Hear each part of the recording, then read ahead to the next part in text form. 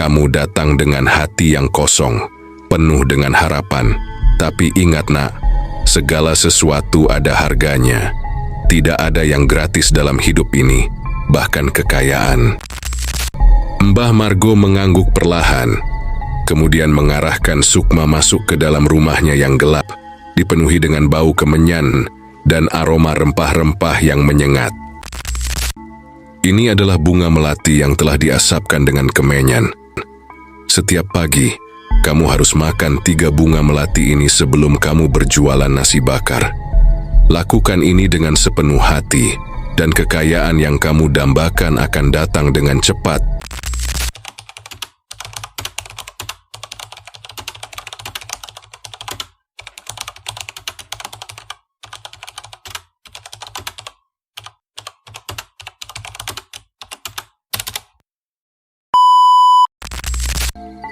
Sukma berjalan di tengah terik matahari Bandung, menggulung kain penutup dagangannya dengan cepat. Nasi bakar yang dibawanya terasa semakin berat, seakan beban kehidupan turut melekat pada tiap langkahnya. Di tengah keramaian kota yang sibuk, ia tetap mengayuh kehidupannya dengan penuh kesabaran. Meski ia tahu bahwa di balik senyum kecilnya, ada luka yang tak pernah tampak oleh mata orang lain. Pagi itu seperti biasa, ia berjalan kaki dari satu gang ke gang lainnya, menawarkan nasi bakar yang baru saja ia buat. Aroma pedas dan gurih dari bumbu khas yang dipadu dengan nasi hangat selalu menarik perhatian orang-orang yang lewat. Namun, tak ada yang tahu bahwa di balik usaha kerasnya itu, ada penderitaan yang mendera hidupnya, terutama yang datang dari ibu tercinta, Sari. Sari, ibunya yang dulu selalu ceria dan penuh kasih sayang, kini terbaring lemah di rumah, terjangkit kanker darah yang sudah tahap lanjut. Sukma sering terjaga semalaman, mengganti kain kompres yang dibasahi air dingin, berharap keajaiban datang. Setiap hari, perawatan intensif yang harus dilakukan ibunya menguras habis tabungan mereka, dan Sukma tahu bahwa ia tidak punya cukup uang untuk menutupi semuanya. Ia menghadapinya dengan hati yang hancur, namun tidak ada pilihan selain terus berjuang. Namun yang lebih menyakitkan bagi Sukma bukan hanya melihat ibunya menderita, melainkan penghinaan yang sering ia terima. Setiap kali dia berusaha mencari bantuan, ada saja kata-kata tajam yang melukai. Seperti pagi itu, saat ia datang dengan harapan tinggi kepada Pak Hartono dan Bu Rina, paman dan bibinya, yang hidupnya penuh dengan kemewahan. Dengan wajah yang dipenuhi ketegaran, Sukma mengetuk pintu rumah mewah mereka. Mereka tinggal di sebuah rumah besar di kawasan elit, jauh dari kehidupan yang dijalani Sukma. Ketika Pak Hartono membuka pintu, ia hanya melirik sejenak tanpa menyapanya. "Sukma, ada apa lagi?" Suara Pak Hartono terdengar tegas penuh nada bosan. Sukma menunduk mencoba mengendalikan emosinya yang mulai menggelegak. "Paman Bibi, ibu saya semakin parah. Saya butuh bantuan untuk membawa ibu ke rumah sakit. Kami tak punya cukup uang untuk biaya pengobatan," katanya dengan suara parau, berusaha menahan air mata yang hampir tumpah. Namun apa yang ia terima justru bukanlah simpati, melainkan hinaan. Bu Rina yang sedari tadi hanya berdiri di samping suaminya, mencibir. "Mau minta bantuan? Jangan harap. Kamu itu kan cuma pedagang kaki lima, hidup serba kekurangan. Kami tidak bisa terus-terusan menolong orang miskin sepertimu," teriak Bu Rina, suaranya keras dan menusuk. Pak Hartono menimpali, "Kami bukan bank yang bisa terus memberi pinjaman tanpa batas. Pergi saja Sukma, jangan ganggu kami dengan masalahmu." Dengan napas tersengal, Sukma menahan amarah yang meluap. Namun ia tidak bisa berkata apa-apa lagi. Kata-kata itu menghantamnya begitu dalam, lebih dalam daripada luka fisik apapun. Ia hanya bisa menundukkan kepala, merasakan betapa beratnya beban hidup yang semakin hari semakin menindihnya. Di luar rumah, Sukma berjalan dengan langkah yang semakin lemah. Matanya basah dengan air mata yang hampir tak terlihat. Hatinya teriris, bukan hanya karena ibunya yang semakin sakit, tetapi juga karena keluarga yang seharusnya menjadi tempat ia mencari perlindungan justru menjauhkan dirinya. Dunia ini seakan tak pernah berpihak padanya. Langit sore itu terlihat lebih kelabu dari biasanya, seakan ikut merasakan kesedihan yang sedang menyelimuti hati Sukma. Ia pulang dengan langkah berat, napasnya terasa terengah-engah, namun ada rasa harapan yang masih menggelora dalam dirinya. Mungkin, hanya mungkin saat ia tiba di rumah, ada sedikit keajaiban yang akan menyelamatkan ibunya. Mungkin, ibunya hanya tidur, dan akan terbangun seperti biasa dengan senyum manisnya. Namun ketika ia membuka pintu rumah yang sempit dan kumuh itu, suasana yang menyambutnya begitu sunyi. Tidak ada suara langkah kaki ibu yang lemah namun penuh kehangatan. Tidak ada bau harum masakan yang biasanya menyambut kedatangannya. Hanya kesunyian yang menggigit, begitu pekat dan berat.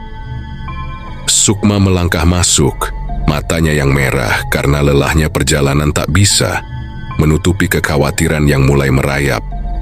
Ia berjalan menuju kamar ibunya dengan harapan meski tipis bahwa ibunya masih ada di sana.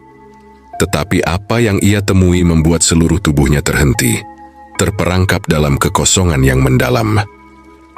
Ibunya, Sari, terbaring kaku di atas kasur. Wajahnya pucat, mata yang dulunya penuh harapan kini tertutup rapat. Sukma terjatuh ke lututnya, tubuhnya gemetar hebat. Perasaan yang datang lebih pedih daripada apapun yang pernah ia rasakan sebelumnya. Hatinya terasa robek, seakan tak ada lagi udara yang bisa ia hirup. Ibunya telah pergi, tanpa suara, tanpa peringatan. Semuanya berakhir dalam keheningan yang menyakitkan. Air mata Sukma jatuh begitu saja, mengalir deras tanpa bisa dihentikan. Ia merangkul tubuh ibunya yang sudah dingin, mencium dahinya yang kini tak lagi bernyawa. Seakan mencoba meminjam sedikit kehangatan dari tubuh yang telah hilang. "Ibu, maafkan aku gagal," bisiknya dengan suara tercekat, penuh penyesalan yang tak terkatakan. Hari-hari berikutnya berlalu begitu sunyi dan kelam. Sukma merasa dunia ini seakan tak lagi punya tempat untuknya. Setiap sudut rumah mengingatkannya pada ibunya, pada kenangan-kenangan yang kini hanya tinggal bayangan. Rasa kehilangan ini begitu dalam, begitu tajam, dan seolah tidak ada yang bisa mengisi kekosongan itu. Namun hidup harus terus berjalan, meski setiap langkah terasa begitu berat. Sukma tahu bahwa ia tidak bisa berlarut-larut dalam kesedihan. Dunia ini tidak memberi ruang untuknya berhenti, tidak memberi ruang untuk meratap. Ia harus bertahan. Dengan segenap tenaga yang tersisa, Sukma kembali ke jalanan, kembali berjualan nasi bakar. Dengan langkah yang tertatih-tatih, ia menyusuri jalan-jalan yang penuh hiruk-pikuk, menawarkan nasi bakar kepada siapa saja yang melintas. Tapi kali ini, tidak ada lagi senyum di wajahnya. Tidak ada lagi semangat yang membara seperti dulu. Ia hanya menjalani hari demi hari, menjalani rutinitas yang sama, meskipun hatinya terasa kosong. Setiap kali ia menatap wajah-wajah orang yang lewat, ia merasa terasing. Mereka semua tampak begitu sibuk dengan kehidupan mereka sendiri. Tak ada yang peduli dengan dirinya. Ia hanya seorang wanita muda yang tak punya siapa-siapa. Seorang yang kini sebatang kara di dunia yang luas dan kejam ini. Malam-malam yang panjang seringkali membuatnya terjaga. Duduk termenung di sudut kamarnya yang sempit, merenungkan apa yang telah hilang, apa yang telah ia tinggalkan. Ia merasa seperti sebuah kapal yang terombang-ambing tanpa arah, tanpa tujuan, hanya menunggu waktu yang akan mengakhiri perjalanannya. Namun meskipun segala rasa sakit itu menekan hatinya, Sukma tahu satu hal, ia tidak bisa menyerah.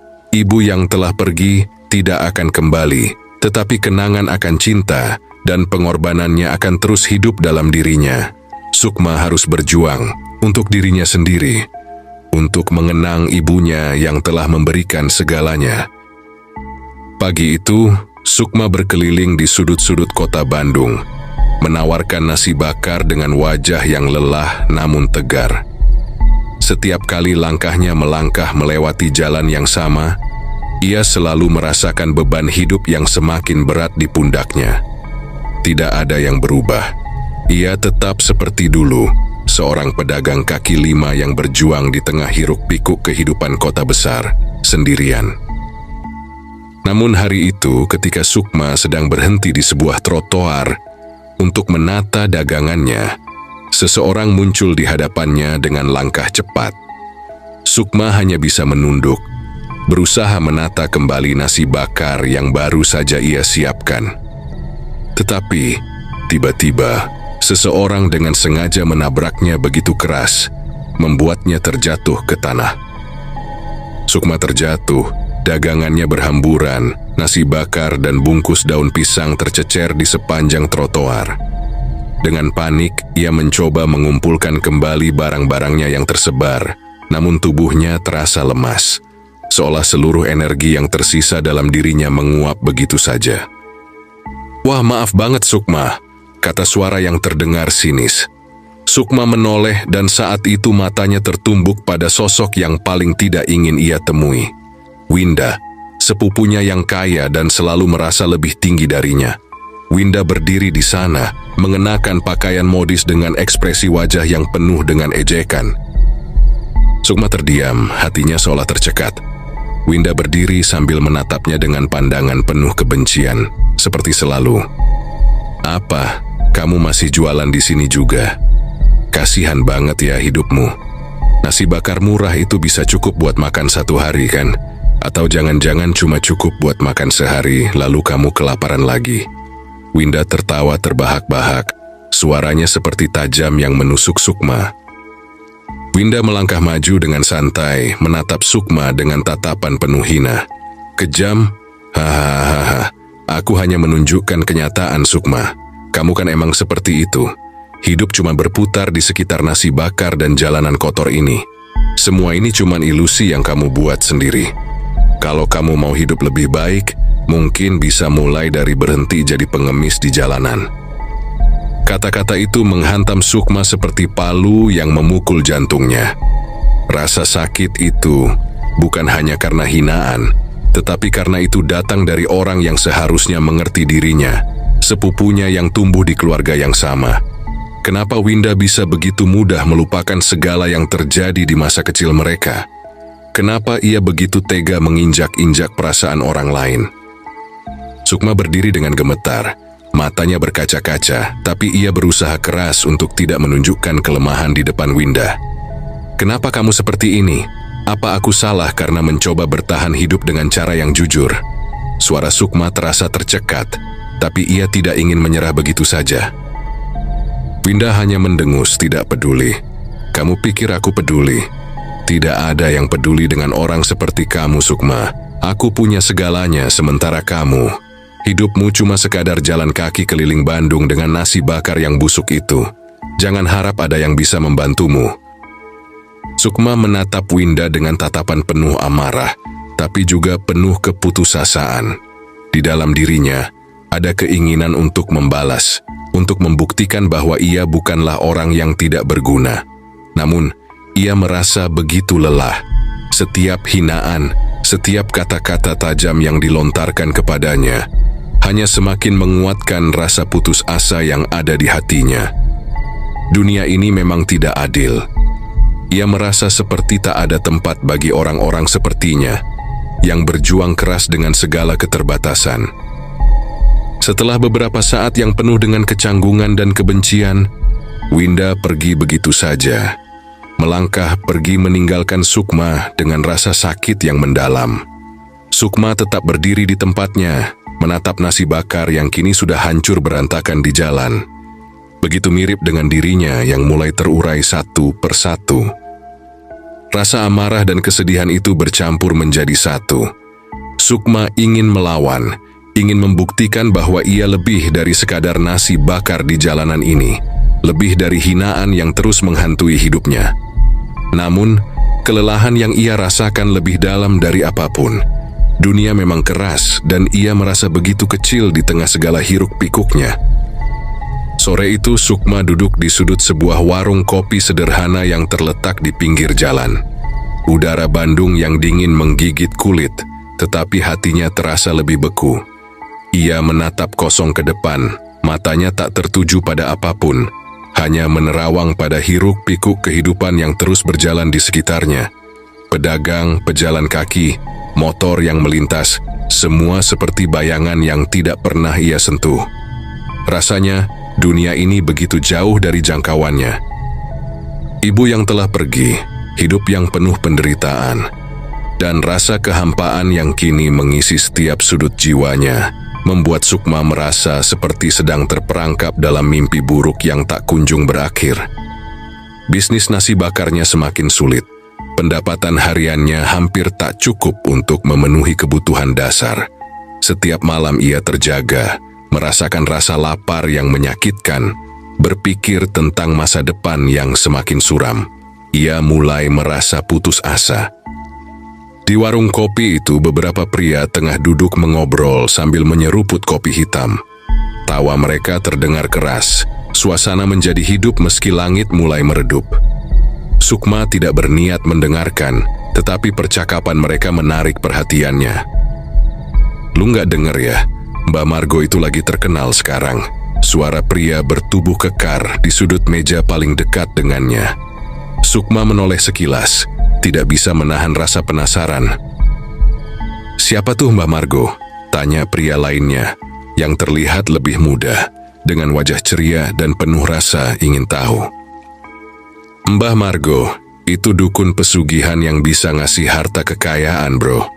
Cuma perlu bayar sedikit, terus hidup lo bakal berubah. Kalau lo berani, kekayaan langsung ngalir ke tangan lo.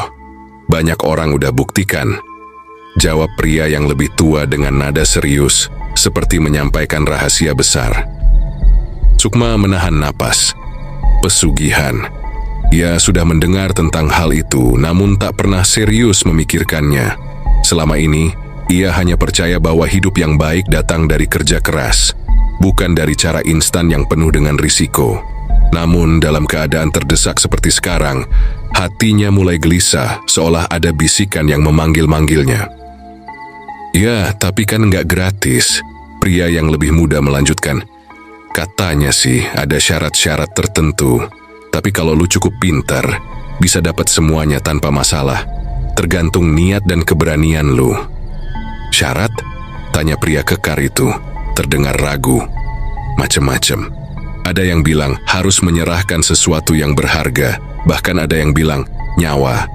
Tapi buat orang yang udah terdesak itu bukan masalah. Coba tanya aja yang udah nyoba. Harta langsung ngalir, bro." Sukma mendengarkan lebih dalam.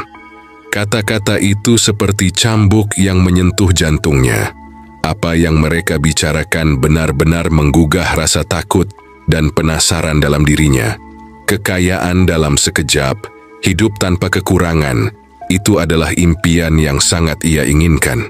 Tidak ada lagi rasa lapar, tidak ada lagi hinaan, tidak ada lagi ketakutan akan masa depan yang gelap. Semua itu hanya dengan sekali langkah, sekali saja. Sukma merasa hatinya bergemuruh. Bagaimana jika itu memang bisa menjadi jalan keluar? Bagaimana jika ia benar-benar bisa mendapatkan kekayaan yang selama ini ia impikan, tanpa harus terus-terusan berjuang di jalanan yang keras ini? Ia menutup mata sejenak, mencoba menenangkan pikirannya, tetapi bisikan itu terus bergaung, semakin keras dan menggoda. Beberapa kali ia melihat orang-orang yang datang ke warung itu, berbicara dengan penuh keyakinan tentang keberhasilan mereka setelah bertemu Mbah Margo. Mereka berbicara tentang rumah besar, mobil mewah, dan kehidupan yang jauh dari penderitaan. Sukma merasa dunia ini seakan memberi petunjuk, seakan memberi kesempatan terakhir untuk berubah. Dengan hati yang semakin gelisah, Sukma akhirnya memberanikan diri untuk bertanya, "Mbah Margo, di mana saya bisa menemukannya?" Suaranya bergetar, namun hatinya penuh dengan rasa nekat. Pria yang lebih tua itu menatapnya sekilas, lalu tersenyum sinis. "Mudah banget sih, Coba aja ke desa di luar kota. Di sana ada kabarnya. Tapi hati-hati, nggak semua orang bisa diterima. Kalau nggak cocok ya udah. Tapi kalau lu benar-benar butuh, mungkin ini jalan yang tepat. Sukma merasa dunia di sekitarnya menjadi lebih gelap. Ada ketakutan yang menggelayuti dirinya, namun juga ada harapan yang menggebu-gebu. Waktu seakan berhenti sejenak, dan dalam kesendirian itu, ia tahu bahwa pilihan itu sudah ada di depannya, Mbah Margo. Dukun pesugihan yang bisa mengubah hidupnya dalam sekejap. Itu adalah godaan yang tak bisa ia abaikan. Kekayaan, kebebasan, hidup tanpa penderitaan, semua itu ada di ujung jalan yang gelap ini. Dengan langkah yang terseok-seok, Sukma bangkit dari tempat duduknya dan berjalan keluar dari warung kopi. Dalam hatinya, ada perasaan yang tak bisa dijelaskan. Apakah ini langkah yang benar, atau justru langkah terakhir menuju kehancuran? Tapi dalam keadaan seperti sekarang, apalagi yang bisa ia harapkan selain mencoba? Sukma menatap jalan yang terjal dengan penuh keteguhan. Ia sudah berada di luar kota, jauh dari keramaian, di sebuah desa yang sepi, dengan tanah berlumpur dan hutan yang mengelilinginya. Rumah Mbah Margo terletak di ujung jalan, jauh dari pemukiman penduduk, hampir tersembunyi di balik pepohonan lebat. Suasana di sekitar rumah itu terasa mencekam, seperti dunia yang terpisah dari kenyataan. Udara di sana lebih lembab, dingin dan sepi, seolah-olah waktu berhenti bergerak. Sukma menggenggam erat tas kain di tangannya, berisi beberapa lembar uang yang ia kumpulkan dari dagangannya. Perasaan cemas menyelimutinya, tetapi harapan yang semakin menggebu membuat langkahnya mantap. Sesampainya di depan rumah Mbah Margo, sebuah rumah tua yang dipenuhi dengan ilalang dan kabut tipis, ia merasakan sesuatu yang aneh. Suasana di sana terasa berat, seperti ada sesuatu yang tidak bisa ia lihat, namun bisa ia rasakan. Ia mengetuk pintu kayu yang tua itu. Suara ketukan yang terdengar keras di tengah keheningan hutan. Tak lama, pintu terbuka perlahan, menampilkan sosok Mbah Margo yang tampak tua, namun matanya tajam dan penuh wibawa. Wajahnya penuh keriput, dengan rambut putih panjang yang terurai. Mbah Margo memandang Sukma dengan tatapan yang dalam, seperti bisa menembus segala kedalaman pikiran dan perasaan. "Kenapa kamu datang ke sini, nak?" Suara Mbah Margo berat, namun penuh dengan makna. Sukma merasakan jantungnya berdetak kencang. "Saya butuh bantuan, Mbah. Saya ingin hidup saya berubah. Saya ingin bisa memberikan yang terbaik untuk ibu saya, meskipun dia sudah tiada." Mbah Margo tersenyum tipis seakan mengetahui semuanya. Bahkan sebelum Sukma berbicara, "Kamu datang dengan hati yang kosong, penuh dengan harapan. Tapi ingat, nak, segala sesuatu ada harganya. Tidak ada yang gratis dalam hidup ini, bahkan kekayaan." Sukma menunduk merasa takut namun juga sangat menginginkan apa yang ditawarkan. "Saya siap, Mbah. Saya siap melakukan apapun asalkan hidup saya berubah." Mbah Margo mengangguk perlahan, kemudian mengarahkan Sukma masuk ke dalam rumahnya yang gelap, dipenuhi dengan bau kemenyan dan aroma rempah-rempah yang menyengat. Di atas meja kayu, tergeletak beberapa benda yang tampak aneh. Sebatang dupa, batu hitam, dan bunga melati yang telah dipetik dan terbaring rapi. Ini adalah bunga melati yang telah diasapkan dengan kemenyan.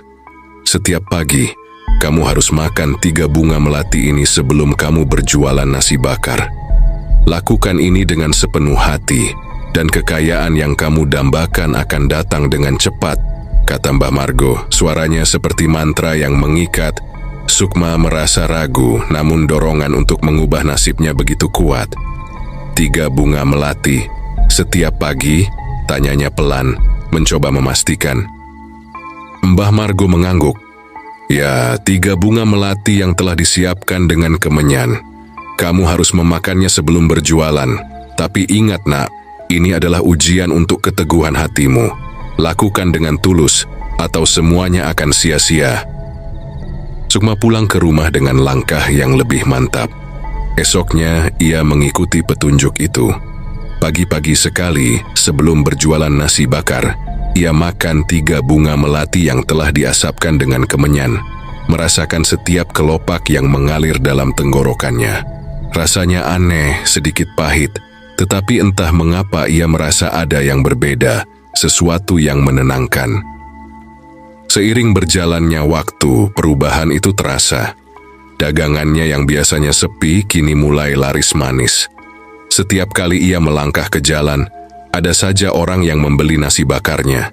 Tidak hanya 1 atau 2 orang, tapi lebih banyak, lebih dari yang pernah ia harapkan.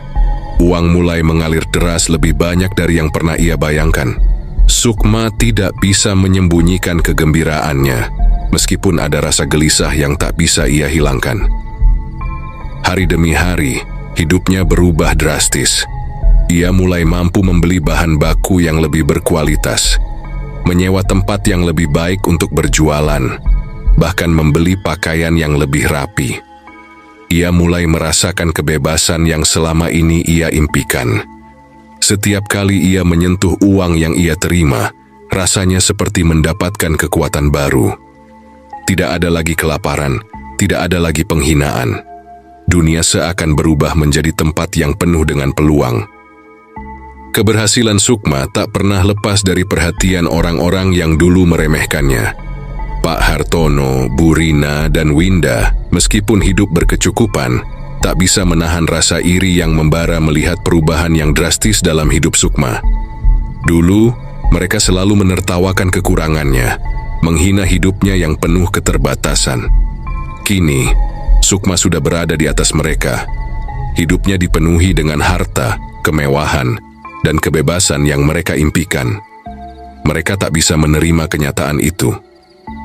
Pak Hartono, sang paman yang kaya raya, mulai mengumpulkan informasi tentang Sukma.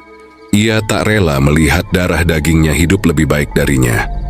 "Apa yang terjadi dengan dia, Rina?" tanya Pak Hartono suatu malam di ruang tamu rumah besar mereka.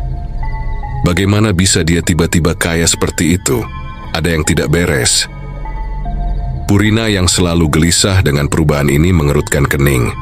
"Aku dengar dia sering pergi ke desa terpencil. Mungkin saja ada sesuatu yang tidak kita tahu." Sukma memang tidak pernah berbicara tentang perubahan ini. Tapi kita bisa pastikan, itu bukan cuman usaha dagang biasa. Winda yang duduk di samping mereka menambahkannya dengan suara penuh kebencian. "Sukma pasti pakai cara-cara kotor. Lihat saja. Dia nggak pernah seperti itu dulu. Kalau dia bisa kaya mendadak, pasti ada yang tidak beres." Winda, yang selalu merasa dirinya lebih baik, tidak bisa menahan amarah dan kecemburuannya. Pak Hartono mengangguk perlahan. Ia tak bisa menahan perasaan jengkelnya terhadap Sukma, yang tiba-tiba berubah menjadi seseorang yang lebih sukses dari dirinya. Kita harus cari tahu apa yang dia lakukan. Kalau perlu, kita hancurkan dia. Biarkan dia merasakan akibatnya. Malam itu mereka merencanakan sesuatu yang gelap. Mereka merasa berhak menghancurkan hidup Sukma, meskipun mereka tahu tak ada alasan yang benar untuk melakukan hal itu.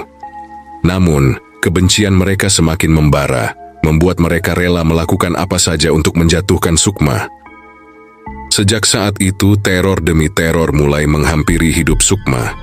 Awalnya, semuanya terasa kecil, suara-suara aneh di malam hari, bayangan gelap yang melintas di luar rumahnya, serta bau busuk yang tiba-tiba tercium di dalam kedai kecil tempat ia berjualan.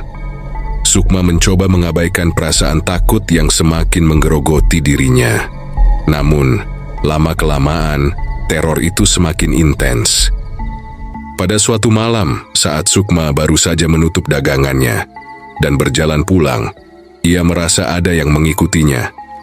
Sesuatu yang tak terlihat, tetapi terasa begitu nyata. Tiba-tiba, suara berderak terdengar dari belakang.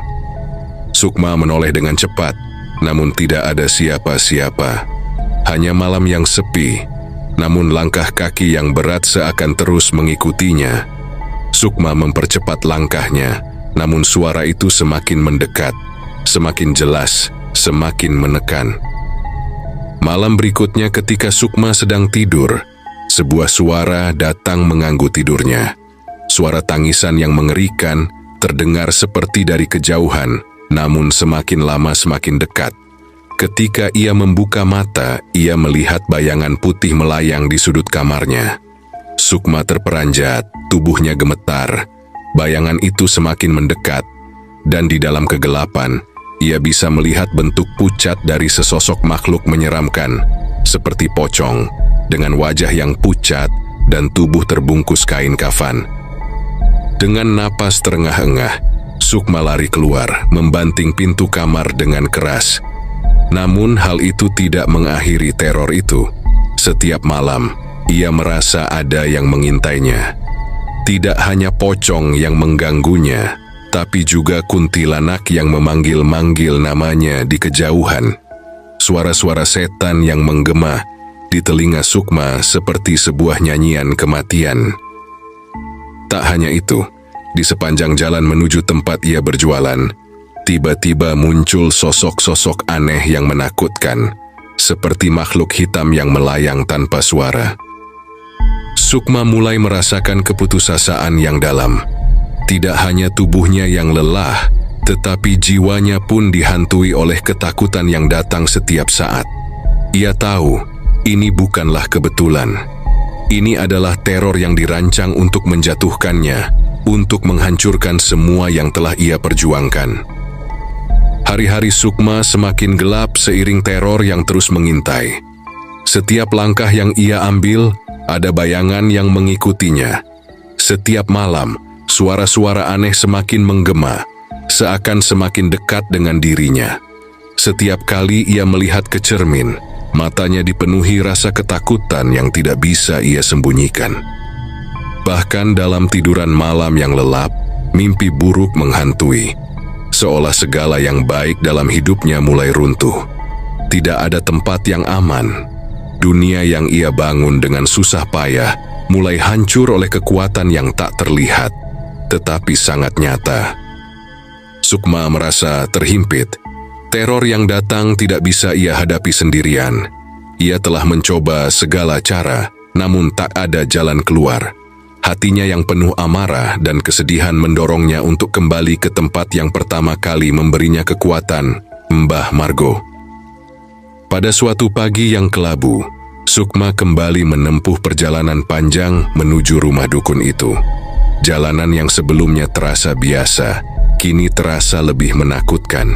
Suasana di sepanjang perjalanan terasa lebih berat, seolah ada sesuatu yang terus mengawasi. Ia berjalan cepat, langkahnya penuh tekad. Sesampainya di depan rumah Mbah Margo, suasana masih sama, sunyi, penuh misteri. Seakan-akan tidak ada yang berubah sejak terakhir kali ia datang. Namun kali ini, Sukma datang dengan hati yang lebih gelap dan niat yang lebih bulat. Mbah Margo menyambutnya dengan tatapan tajam, seolah sudah tahu apa yang akan Sukma katakan. "Ada apa, Nah? Kenapa kamu datang lagi?" Suara Mbah Margo berat, namun ada sedikit rasa kasihan yang tampak di matanya. Sukma menundukkan kepala, namun amarah dan kebencian di dalam dirinya membara. "Mbah," suaranya serak, "saya tidak tahu harus berbuat apa lagi. Setiap hari saya dihantui. Ada sosok-sosok yang datang mengganggu saya, dan saya tahu ini tidak bisa hanya kebetulan. Saya yakin ini karena mereka, paman saya Pak Hartono dan bibiku Bu Rina. Mereka yang mengirimkan ini semua."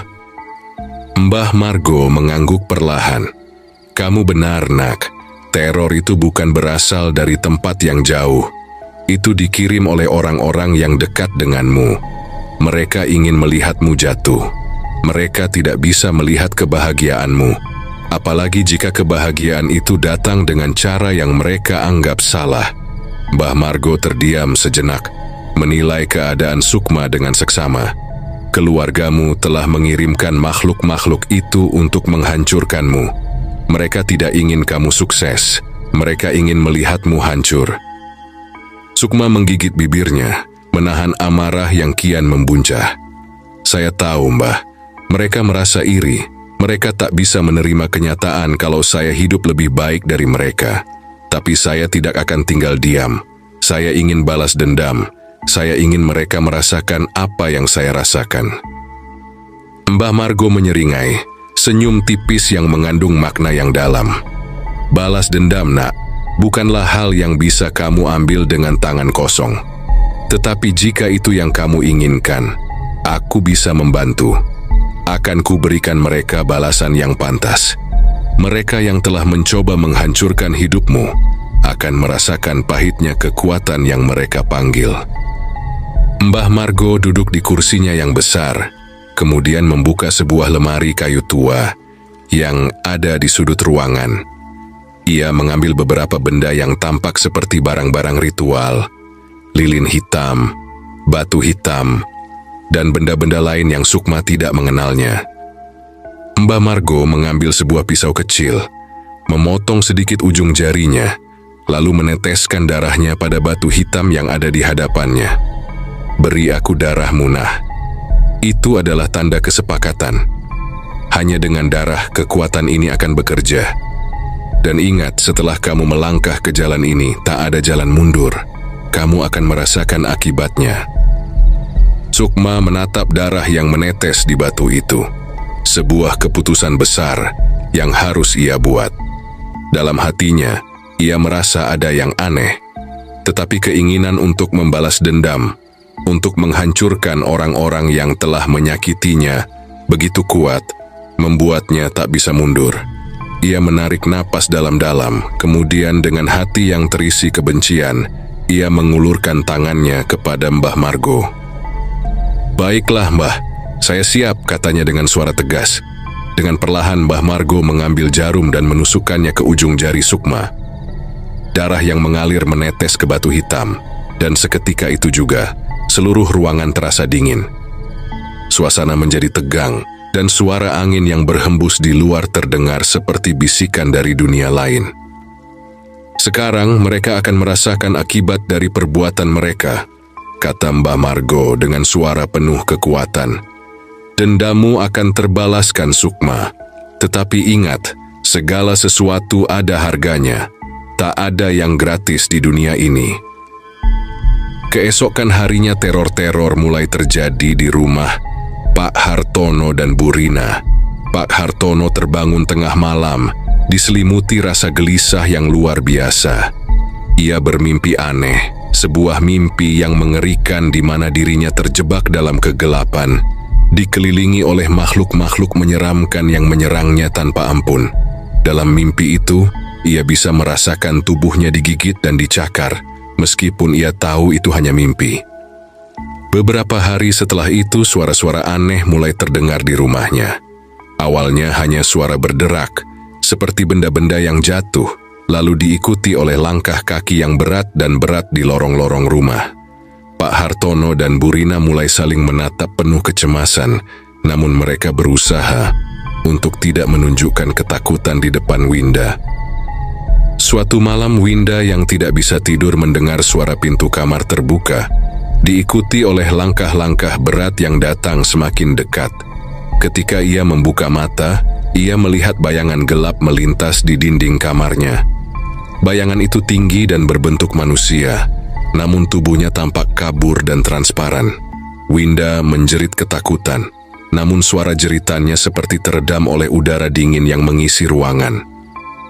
Ketakutan semakin merasuki mereka, dan kejadian-kejadian aneh itu semakin intens.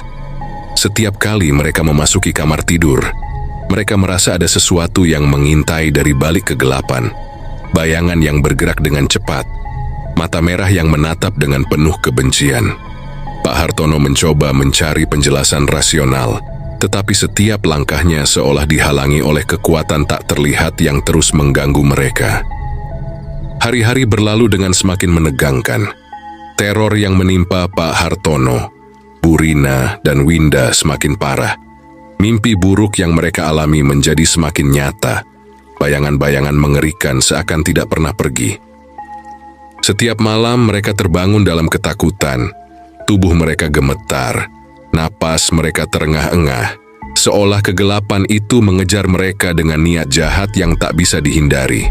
Setiap suara, setiap langkah, setiap desahan di malam hari seolah mengingatkan mereka akan balasan dari perbuatan mereka sendiri. Keesokan harinya, sebuah kejadian menggemparkan terjadi di rumah Pak Hartono, Bu Rina dan Winda. Warga sekitar dikejutkan oleh penemuan mengerikan. 3 tubuh tergeletak tak bernyawa, terbaring dalam posisi yang sangat aneh dan mengerikan. Mulut mereka dipenuhi dengan bunga melati, tanda yang sangat mencolok bagi Sukma, mengingat bunga itulah yang menjadi bagian dari ritual gelap yang ia jalani. Tetangga-tetangga yang mendengar keributan semalam menceritakan bahwa sebelum kematian mereka, terdengar suara jeritan dan teriakan keras dari dalam rumah. Suara tersebut sangat mengerikan, seperti suara orang yang sedang kesakitan atau bahkan gila.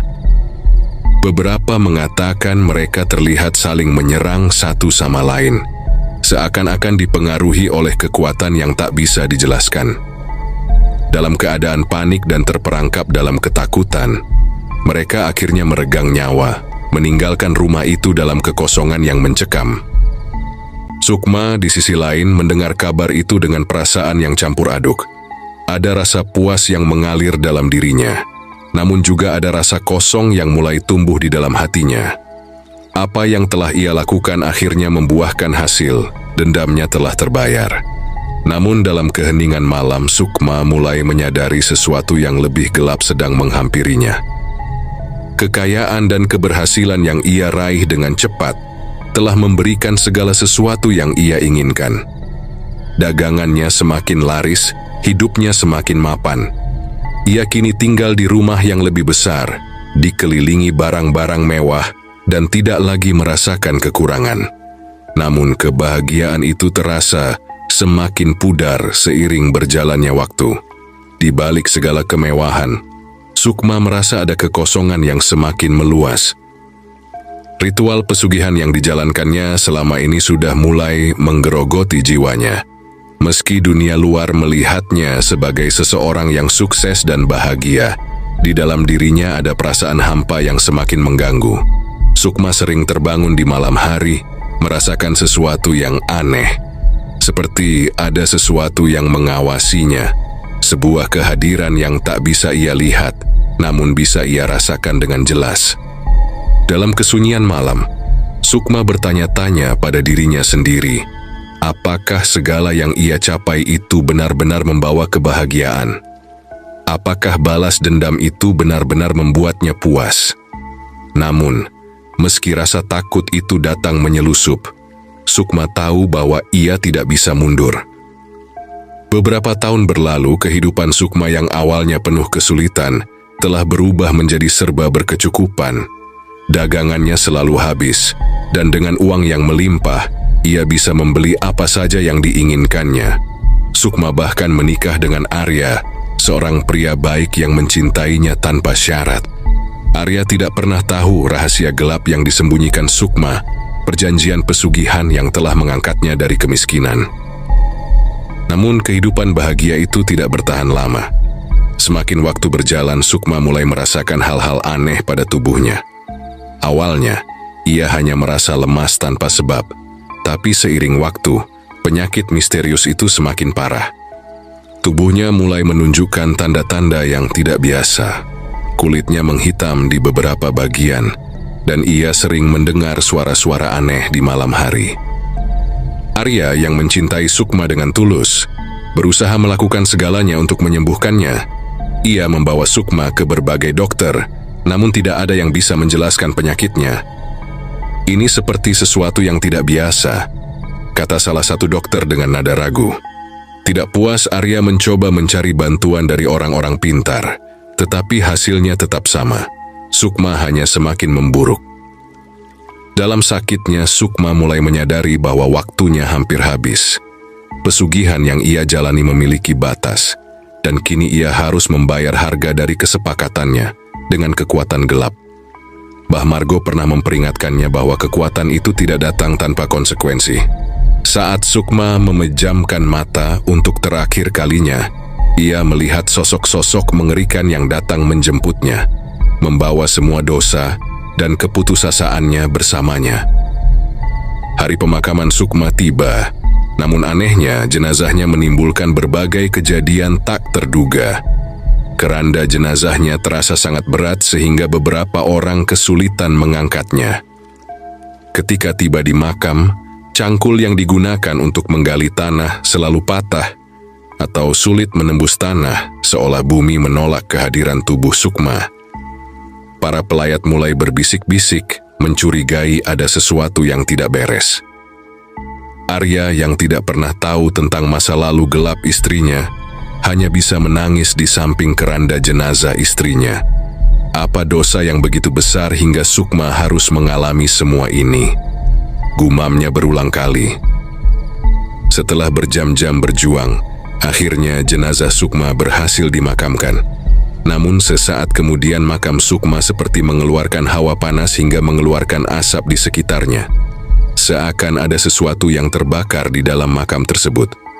Kejadian itu meninggalkan tanda tanya besar bagi Arya dan semua orang yang hadir. Dosa apa yang telah diperbuat oleh Sukma hingga mendapatkan azab seperti ini? Demikianlah cerita horor pada video kali ini. Terima kasih sudah menonton video ini.